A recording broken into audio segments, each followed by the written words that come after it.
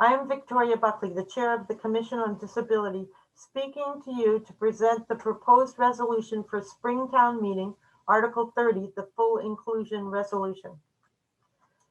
The Commission on Disability is charged with ensuring that people with disabilities are fully integrated into all aspects of the town and can participate seamlessly without barriers.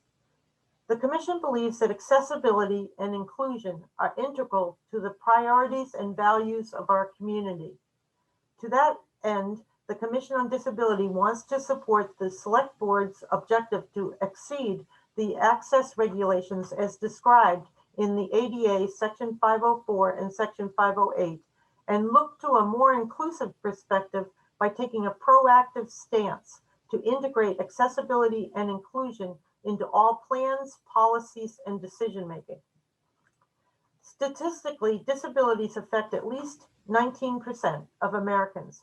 For those over 65, the percentage rises to 40%. When we talk about disabilities, we are including the broad spectrum, including individuals of all ages with sensory, physical, emotional, cognitive, neurodevelopmental, and/or neurodiverse needs and issues. And more recent studies from the CDC suggest that 26% of adults, or 1 in 4, have a disability. Across the spectrum of disability in America, there are common characteristics regardless of race or culture, socioeconomic status, or reason for a functional impairment. A mental or physical limitation is most commonly seen along a continuum of severity from mild to significant. It is likely to change over time for each individual, and severity on the continuum will vary in response to the personal and social context. Non-apparent conditions are the norm. A majority of disabilities are invisible. Assumptions about being able to discern disability by observation alone were never accurate, but are especially wrong today. The overwhelming majority of functional limitations are acquired over the course of life. Congenital or gestational conditions do occur, but their prevalence is not as high. We have seen the positive impact on the civil rights of individuals with disabilities with the passage of the Americans with Disabilities Act, the ADA, Section 504 of the Rehabilitation Act of 1973, which covers not just employment but also public education, and also Section 508, which addresses the accessibility of technology and digital content. These laws have helped us look at technical issues such as curb cuts, ramps, audio systems, public transportation, as well as programmatic access in public education, community events, and employment. The Commission on Disability has been working on full inclusion since it became a commission in 2003, and before then as a town committee. The Commission has been a consistent voice in town meeting and has collaborated with many committees, providing opportunities for outreach, education, and technical assistance. The Commission wants to reach beyond the laws to more intangible issues that impact our citizens with disabilities. We want to work with the town to heighten sensitivity about inclusion.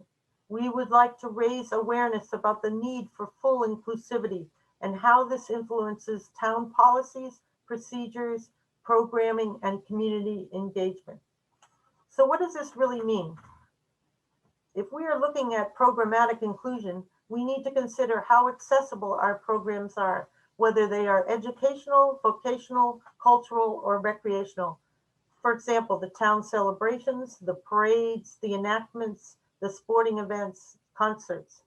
As one commission member stated, we like to have fun too. The commission is uniquely positioned to support the community as we build capacity for our community to embody the values of inclusivity and make them actionable. We will offer opportunities to engage in community conversations, plan public education campaigns, and do outreach so we can all work together to advance inclusivity for all our residents. We want to ask the questions, are we considering everyone's needs, and how can we be more inclusive? To further the goal of full inclusion for the town of Lexington, the Commission on Disability proposes the following motion. Article 30 requests town meeting approval to pass a non-binding resolution to consider the rights and needs of those with disabilities in all town decision and planning processes in order to strive for full inclusivity and equity while encouraging collective and coordinated action to address issues of exclusion and ableism. More specifically, this motion states that the town resolves to fully consider disability rights in all decisions and planning processes in order to work towards full inclusion. That the town resolves to integrate concepts of inclusion, equity, accommodations, and universal design into routine operations and policy making. That the town resolves to build capacity to collect, interpret, and act on data related to social injustice issues involving persons with disabilities, particularly pertaining to issues related to health, housing, physical and programmatic accessibility, education, technology, policing, representation, and economic and environmental justice. And that the town resolves to develop and implement a comprehensive inclusion plan with public input to include staff training, hiring practices, and public education, all with the goal of making Lexington a truly equitable community for all. The Commission on Disability is unanimous in its support of this resolution. If we take the opportunity to focus on creating environments, including policies and attitudes that minimize limitations and support people, we minimize our negative outcomes.